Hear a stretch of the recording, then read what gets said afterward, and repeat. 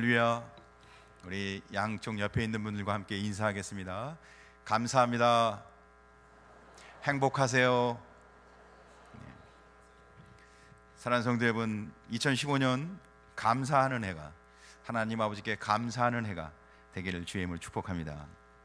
오늘 성경 본문은 바울이 3차 연도 여행을 이제 다 마치고 예루살렘으로 올라가는 그 과정에 그가 밀레도, 이 지중해에서 아름다운 항구 도시인 밀레도에서 45km쯤 떨어져 있는 에베소 교회, 자기가 3년 동안 사역했던 그 에베소 교회의 장로님들을 초청하여 마지막 고별사를 나누는 이야기입니다. 3년 동안 짧다면 짧고 긴 시간이었던 그 자기의 모든 사역의 여정을 회고합니다. 장로들과 함께 그동안 있었던 수많은 영적 싸움, 그래요, 한 교회가 세워지는 데 있어서는 순탄하지만은 않습니다. 때로는 어려운 일도, 때로는 힘든 일도, 그 수많은 복음의 영적 싸움을 싸우면서 왔던 일들을 같이 나눕니다. 그래서 이렇게 얘기합니다. 겸손과 눈물과 시험을 참고 두려움 없이 주를 섬겼노라. 주를 섬기는 일이 눈물도 있고 겸손과 시험이 있었다는 거예요. 정말 어렵고 힘든 과정을 걸치면서도, 그러면서도 참고 어떻게 해요? 두려움 없이 주를 섬기면서 왔다는 것입니다. 사랑하는 성도 여러분, 우리 근곡교회가 두려움 없이 주를 섬기는 교회가 되길 간절히 소원합니다. 그래서 신자들이 유익이 되고 교회가 유익이 된다면 내가 거리낌 없이 전하고 가르치고 회개와 믿음을 증거하고 하나님 나라를 전파하였노라. 그리고는 밤낮 쉼없이 눈물을 흘리며 사람들을 훈계하고 다른 사람에게 누를 끼치지 않기 위해서 자급전도하며 약한 자들을 도왔다. 이렇게 자기 사역을 함께 사역했던 동역자들에게 회고하고 있습니다. 왜 이렇게 힘들게 사역했을까요?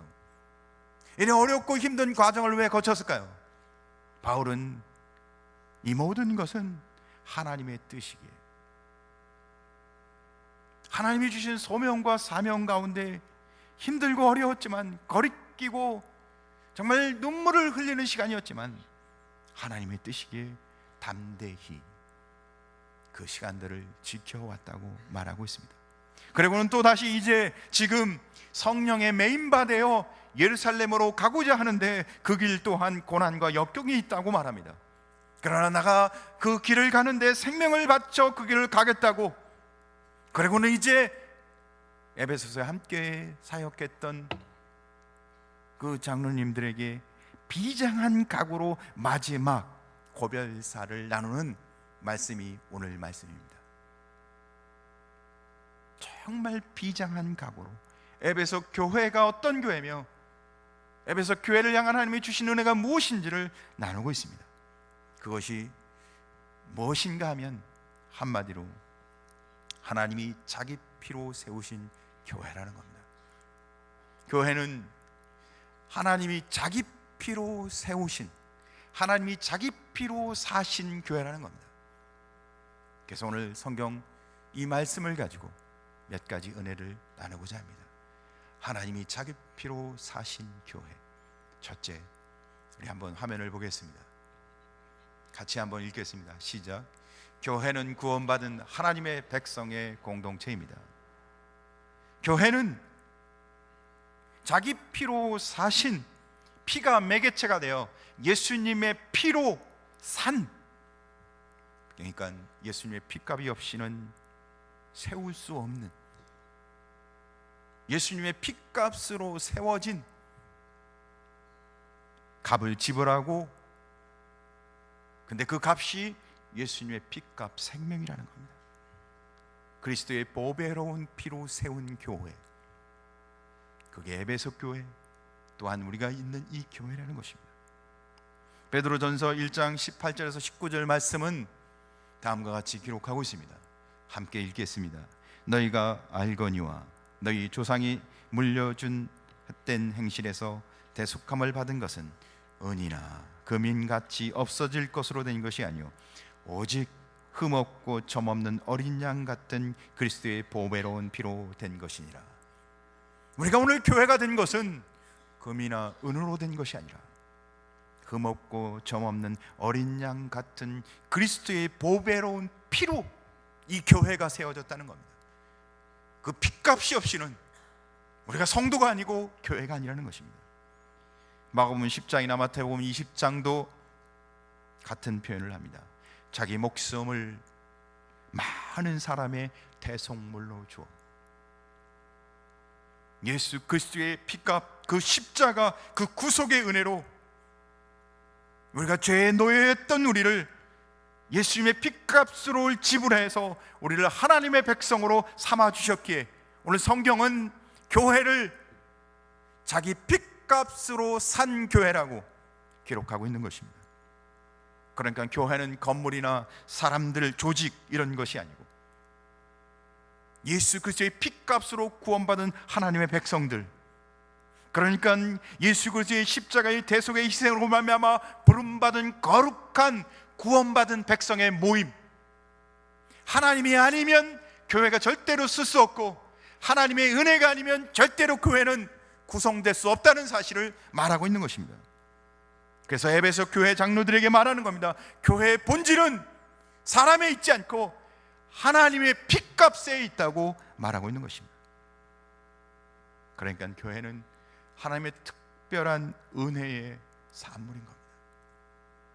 사랑하는 성도 여러분, 교회가 세워진 것은 하나님이 그 놀라운 사랑과 은혜로 우리에게 주신 은혜의 결정체로 교회가 세워진 것입니다. 그러니까 하나님이 직접 세운 것이고 하나님이 구원받은 백성들을 모아놓은 것이고 개인이나 가정이나 단체와 구별되는 영적인 모임이며 구원받은 자의 무리를 교회라 부르고 있는 것입니다. 그래서 교회는 예수 그리스도의 피값으로 구원받은 성도가 모인 곳이기에 구원받은 성도들은 날마다 예수님을 닮아가야 합니다. 디도서 2장 14절 말씀을 우리 함께 읽어보겠습니다. 디도서 2장 14절 말씀입니다. 같이 읽겠습니다. 그가 우리를 대신하여 자신을 주심은 모든 불법에서 우리를 속량하시고 우리를 깨끗하게 하사 선한 일을 열심히 하는 자기 백성이 되게 하려 하심이라. 우리를 자기 피값으로 구원하셔서 모든 불법에서 우리를 속량하고 깨끗하게 하사 우리를 어떻게 해요? 선한 일을 열심히 하는 자기 백성이 되게 하시오. 한마디로 이야기하면 우리의 인격과 삶이 예수님을 닮아가게, 주님을 닮아가게, 우리를 변화시키도록 우리를 구원받은 백성으로 우리를 부르셨다는 겁니다. 그래서 우리는 꾸준히 기도하고 묵상함으로 말씀에 순종함으로 예수님을 점점 닮아가는 성숙한 그리스도인 되시기를 주님의 이름으로 축복합니다. 그리스도를 닮아간다는 것, 교회의 구성원이 된다는 것은 우리에게 주시는 하나님의 특권이며 성도에게 주시는 하나님의 은혜인 것입니다. 한번 따라합시다. 예수님을 닮아갑시다. 주님은 이 교회가 세우신 하나님의 은혜를 통해서 예수님을 닮아가도록, 자신의 피값으로 산 교회가 예수님을 닮아가도록 우리에게 감독자를 세워주십니다. 두 번째, 한번 같이 읽겠습니다. 시작. 교회는 성령이 구별하여 세운 감독자들에게 맡겼습니다. 사도행전 20장 28절 한번 말씀을 같이 읽겠습니다. 시작. 여러분은 자기를 위하여 또는 온 양떼를 위하여 삼가라. 성령이 그들 가운데 여러분을 감독자로 삼고 하나님이 자기 피로 사신 교회를 보살피게 하셨느니라. 감독자로 삼았다고 합니다. 감독자는 자기 피로 사신 교회를 보살피는 자를 감독자라고 말하고 있습니다. 이 감독자라는 표현은 보살피는 자예요. 교회를 보살피는 자. 그 의미를 정확하게 좀 다르게 표현을 해보니까 목자라는 의미였습니다. 목자. 그러니까 하나님은 이 교회가 잘 서갈 수 있도록 목자를 세워줬다는 겁니다. 영적인 지도자, 양떼들을 잘 세우는 지도자를 하나님이 임명하여 세우는데 성령이 그들 가운데 여러분을 감독자로 삼고, 누가 세웠냐면, 누가 임명했냐면 성령이, 그러니까 하나님이 감독자를 임명하여 세웠다는 것입니다. 교회에서는 그것을 위임이라고 합니다. 그래서 어떻게 하게요? 그 감독자를 통해서 어떻게 해요? 양떼들을 먹이고 돌보도록. 성경에는 예수님에 대한 표현을 여러 가지로 기록하고 있는데 예수님을 이렇게 표현합니다. 자기 자신을 나는 선한 목자라. 예수님을 목자라고 얘기합니다. 히브리서에도 양의 큰 목자라. 베드로가 예수님을 표현할 때 너희 영혼의 목자와 감독이라. 그런데 이 표현을 오늘 성경 본문이 에베소 교회에 세운 감독자들에게 동일하게 사용하고 있다는 겁니다. 예수님을 목자라고 부른 것처럼 교회에 세운 감독자들도 동일하게 목자, 영적인 목회자로 부르고 있다는 겁니다. 왜요? 하나님의 교회를 주님을 닮아가도록, 예수님을 닮아가도록 하나님이 양떼를 책임지도록 자신의 사역을 위임하여 세웠다는 겁니다. 그래서 그 감독자들에게 이렇게 권면합니다. 자기를 위하여, 온 양떼를 위하여 삼가라. 삼가란 말은 깨어있으라는 겁니다. 자기를 위하여, 또 양떼를 위하여 어떻게 해요? 늘 주의하고 전신전력하고 늘 깨어있어서 하나님이 주신 그 맡겨진 사역을 잘 감당해야 한다는 것을 이야기하고 있습니다. 그 감당할 사역이 뭔가요? 영적인 지도자는, 감독자는 양떼를 먹이고 양육하고 양떼를 성장하게 하고 보호하고 이 일을 감당해야 하는 것입니다.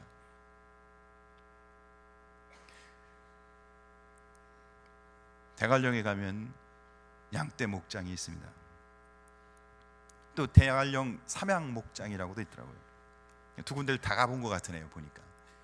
그러니까 막 양떼들이 여기저기서 한가롭게 놀며 풀을 뜯어먹는 모습을 보면 아주 너무 아름다운 목가적인 풍경입니다. 그런데 목자는 양떼들을 보살필 때 한가롭고 낭만적이지 않습니다. 목자는 양이 길을 잃지 않을까 늘 정말 주위에서 깨어 보지 않으면 목자로서의 역할을 잘 하지 못합니다. 특별히 양은 시력이 굉장히 안 좋습니다. 시력이 퇴화되어 있기 때문에 거의 앞이 보이지 않습니다.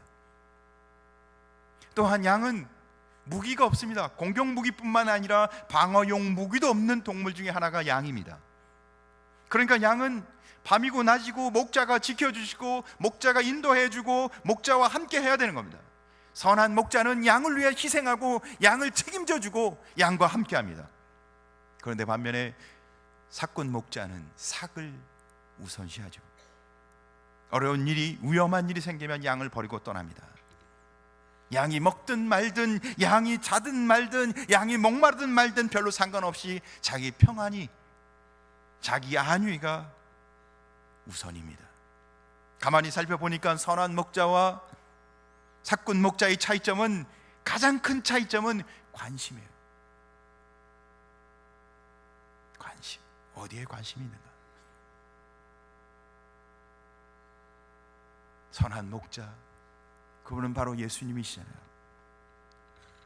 요한복음 10장 11절 말씀이 생각나더라고요. 우리 한번 같이 요한복음 10장 11절 말씀을 한번 같이 보겠습니다. 나는 선한 목자라. 선한 목자는 양을 위하여 목숨을 버리거니와. 목자는 양을 위하여 목숨을 버리거니와. 이 말씀을 바라보는데 가슴에 찔림이 오더라고요. 목자인가 내가 정말 목자인가? 주님은 우리를 위하여 목숨을 버리신 선한 목자이신데 가슴이 아프더라고요. 나는 목자인가? 사무실에 전화가 옵니다. 따르릉 따르릉. 인쇄소에서 전화가 왔습니다. 목사님, 내일 주일 오전 설교 본문에 본문 제목이 빠졌습니다. 설교 제목 좀 알려주시면 고맙겠습니다. 아, 그래요? 내일 설교 제목은 여호와는 나의 목자이십니다. 그런데 인쇄서 이 분이 잘 알기는 평소에 이 목사님은 설교 제목이 항상 길었어요. 그래서 너무 짧은 거예요. 여호와는 나의 목자시니. 그래서 그것만인가요? 라고 물어봤어요. 그랬더니 목사님이 네, 그거면 충분합니다. 그러고는 이제 다음 날 주일이 되었습니다.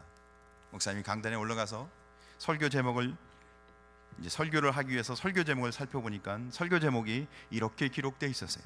여호와는 나의 목자시니 네, 그것이면 충분합니다. 근데 이 목사님이 그 말씀을 읽는 순간 가슴에 큰 충격을 받았어요. 목사님이 가슴이 큰 충격을 받으면서 울컥했어요. 그래서 한 번 더 읽었습니다. 여호와는 나의 목자시니 네, 그것이면 충분합니다. 목사님이 너무너무 가슴이 큰 충격이 와서 또 읽었습니다. 여호와는 나의 목자시니 네, 그것이면 충분합니다. 여호와는 나의 목자시니 네, 그것이면 충분합니다. 목사님도 눈물을 흘리고 온 성도도 눈물을 흘렸어요. 여호와는 나의 목자시니 네, 그것이면 충분합니다. 사랑하는 성도 여러분, 목자 되신 예수 그리스도, 그분이 우리 신앙과 우리 가정과 우리 교회의 목자가 되길 주임을 축복합니다. 그래요, 하나님은 자기 피로 사신 교회의 감독자를 세워서 목자의 역할을 감당하게 하십니다. 그런데 그 교회가 쓸 수 있도록 그 목자에게 주신 것이 하나 있습니다. 오늘 세 번째, 한번 같이 읽겠습니다. 시작. 교회의 미래는 주와 그 은혜의 말씀에 있습니다. 그래요, 사도행전 20장 32절 말씀을 보니까 이렇게 기록합니다. 같이 한번 읽겠습니다. 시작. 지금 내가 여러분을 주와 및 그 은혜의 말씀에 부탁하노니 그 말씀이 여러분을 능히 든든히 세우사 거룩하게 하심을 입은 모든 자 가운데 기업이 있게 하시리라. 뭔가를 부탁하셨는데 그 부탁한다는 말은 옆에 둔다는 의미를 갖고 있다고 합니다. 옆에 두다. 하나님이 피로 사신 예수 그리스도의 피값으로 산 교회, 예수님이 세우신 이 교회에 감독자를 세우고 그들에게 주신 것은 은혜의 말씀, 그것을 옆에 두고 교회를 세우라고 주신 것은 은혜의 말씀. 그러니까 교회는 말씀으로 세워져야 하는 것입니다. 성도는 말씀으로 세워져야 하는 것입니다. 새 교회가 쓰고 성도가 쓰는 일은 말씀 가운데에 있다는 것입니다. 어떤 특별한 지도자가 성실하거나 좋은 모범을 보였거나 아니면 특별한 은사를 갖고 세워가는 것이 아니라 교회는 하나님의 말씀으로 세워지는, 하나님이 택한 백성들이 구원의 방편인 하나님의 말씀으로 그들이 보호받고 그들이 심령이 부흥이 일어나고 그들이 영적으로 성장하는 것이 교회라고 바울은 에베소 교회의 영적 리더를 불러놓고 마지막으로 부탁하고 있었던 겁니다. 사랑하는 성도 여러분, 우리 금곡교회도 하나님의 말씀으로 성장하고 말씀으로 부흥을 경험하고 하나님의 말씀의 은혜가 우리 안에 불불듯 일어나길 주님의 이름으로 축원합니다. 그래서 오늘 성경 본문에 말씀으로 세워지는 교회의 두 가지 모습을 오늘 성경 32절에 이야기하고 있습니다. 후반절에 보니까 그 말씀이 여러분을 능히 든든히 세우사, 말씀으로 함께 하는 교회와 성도를 어떻게 한다고요? 능히 든든히 세우사. 하나님의 말씀, 은혜의 말씀이 우리를 든든히 세우사. 그래요, 구원 안에서 우리를 확고한 신앙으로 세우고 세상의 어떤 역경 가운데도 우리를 든든히 세우고 우리 심령, 우리 가정, 교회를 세우는 것이 하나님의 말씀, 은혜의 말씀이라고 성경이 오늘 우리에게 말씀해 주고 계십니다. 두 번째는 거룩하게 하심을 입은 모든 자 가운데 기업이 있게 하시리라. 그 은혜의 말씀이 기업이 있게, 기업은 우리가 상속으로 유업으로 받아야 할 하나님의 나라 천국, 하나님 나라가 이루어질 것을 이야기합니다. 구원으로 든든한 하나님의 교회가 하나님의 나라를 이루는 거룩한 역사가 이루어질 것을 말하는 것입니다. 사랑하는 성도 여러분, 우리 금곡교회가 하나님의 말씀을 통하여 든든히 세워지고 하나님의 나라 거룩한 역사가 임하기를 주님의 이름으로 축원합니다. 여러분, 수박씨의 비밀을 혹시 아시나요?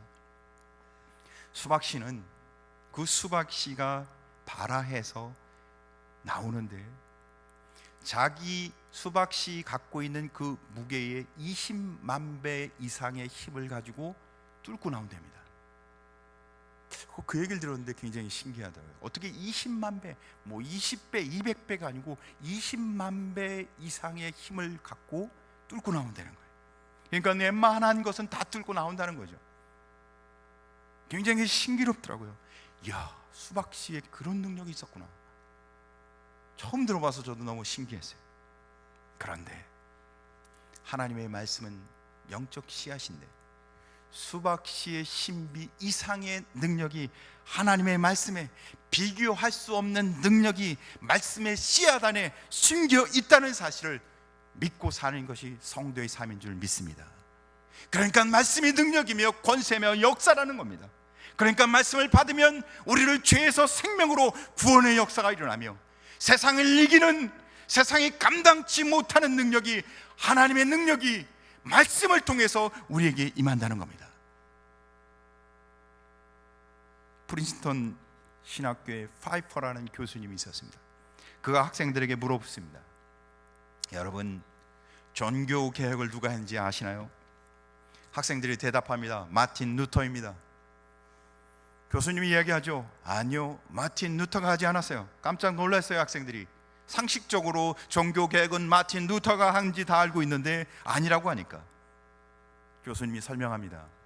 종교 개혁은 루터가 갈라디아서를 읽을 때, 그 갈라디아서 말씀에 귀 기울일 때 그 말씀 안에 있는 하나님의 권세와 능력이 루터의 마음에 감동하여 그가 견딜 수 없는 은혜 가운데 그 은혜를 참을 수 없어 그가 그 말씀의 은혜를 고백한 것입니다. 그래서 종교 개혁이 일어난 것이지 마틴 루터가 한 것이 아니라 마틴 루터를 감동케 한 하나님의 말씀, 진리의 말씀이 종교 개혁을 한 것입니다. 고아의 아버지 조지 물러는 그의 평생 3,000명 이상을 섬기고 먹이고 입히고 교육시키고 장가바르고 시집 보냈습니다. 그뿐만 아니라 그는 5만 번 이상의 기도의 응답을 받은 사람이라고 우리가 알고 있습니다. 그래서 어떤 이가 그에게 묻습니다. 어떻게 그렇게 놀라운 일을, 그렇게 큰 일을 할 수 있었습니까? 그러니까 조지 물러가 대답하길 이렇게 대답합니다. 나는 성경을 100번 이상 읽었습니다. 내가 힘들고 어려울 때마다 나는 성경을 읽으며 새 힘을 공급받게 되었습니다. 자기가 능력이 있어서, 자기가 탁월해서 그렇게 섬기고 사역한 일을 했다고 말하는 것이 아니라 자기는 하나님의 말씀을, 은혜를 받아서 하나님의 말씀을 통해서 내가 그렇게 새 힘을 얻고 그렇게 주의 일을 감당할 수 있었다고 이야기했습니다. 그가 고백하기는 이렇게 고백합니다. 내가 처음 신앙생활은 3년간은 내가 성경을 읽지 않았는데 그때는 영적인 기쁨도 영적인 사명도 없는 죽은 크리스찬이었습니다. 자기가 성경을 읽지 않을 때는 기도도 기쁨도 소명도 없었던 죽은 크리스찬이었다고. 사랑하는 성도 여러분, 하나님의 말씀이 우리의 삶을 변화시키고 우리가 능력 있는 그리스도인으로 살아가게 하시는 하나님의 능력, 권세, 역사인 것을 믿고 말씀 가운데 변화받는 성도 되길 간절히 소원합니다. 미국의 경제를 변화시켰던 세 사람이 있다고 합니다. 미국 경제에 가장 큰 공헌을 한 세 사람. 첫 번째는 카네기, 두 번째는 록펠러, 세 번째는 포드라고 합니다.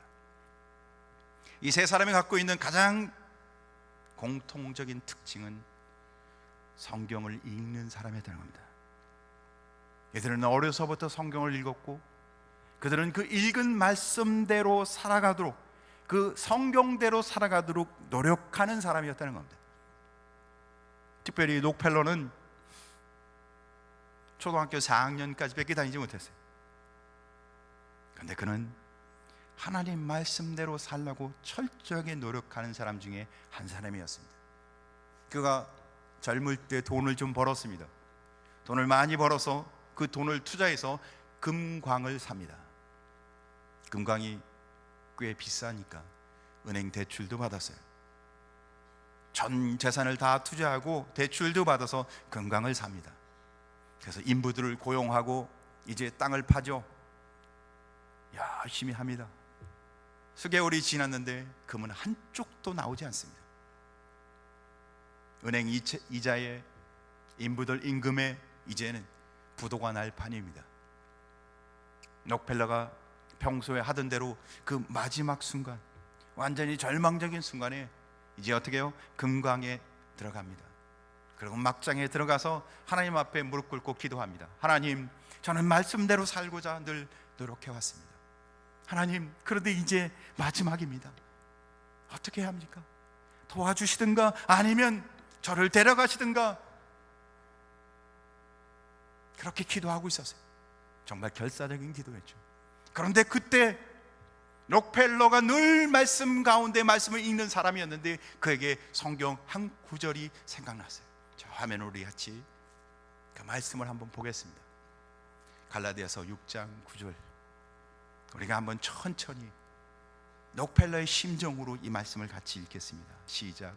우리가 선을 행하되 낙심하지 말지니 포기하지 아니하면 때가 이름에 거두리라. 한 번 더 읽겠습니다. 시작. 우리가 선을 행하되 낙심하지 말지니 포기하지 아니하면 때가 이름에 거두리라. 사랑하는 성도 여러분, 우리가 정말 하나님을 의지하고 신뢰한다면 두려워하지 마십시오. 포기하지 마십시오. 우리가 주님을 의지하고 주님을 바라보면 반드시 주님이 우리와 함께 하십니다. 록펠러가 그렇게 기도하고 말씀을 기억할 때 록펠러에게는 한 음성이 들렸는데 더 깊이 팔아,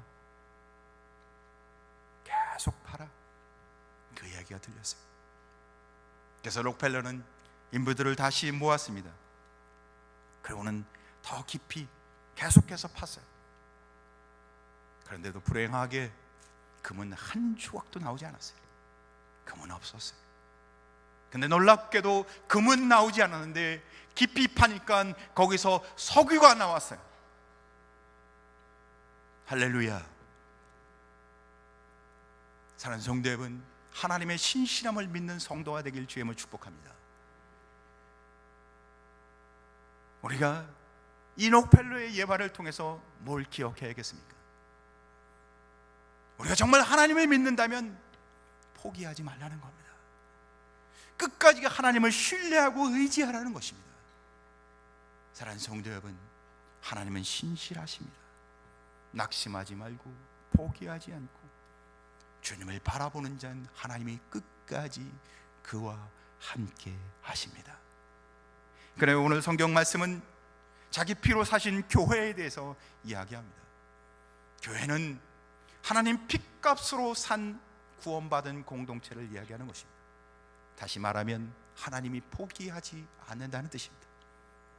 자기 핏값으로 산 교회를, 자기 핏값으로 산 성도를 하나님이 포기하시겠냐는 거죠. 절대 포기하지 않습니다. 그래서 하나님은 감독자, 성령으로 세운 감독자들을 세우셔서 이 교회가 예수님을 닮아가고 하나님을 신뢰하고 끝까지 하나님의 은혜 가운데 함께 하도록, 은혜의 말씀 가운데 세우도록 하나님이 함께 하시는 줄 믿으시길 주님으로 축복합니다.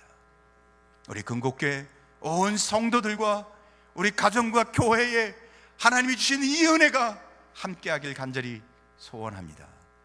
기도하겠습니다.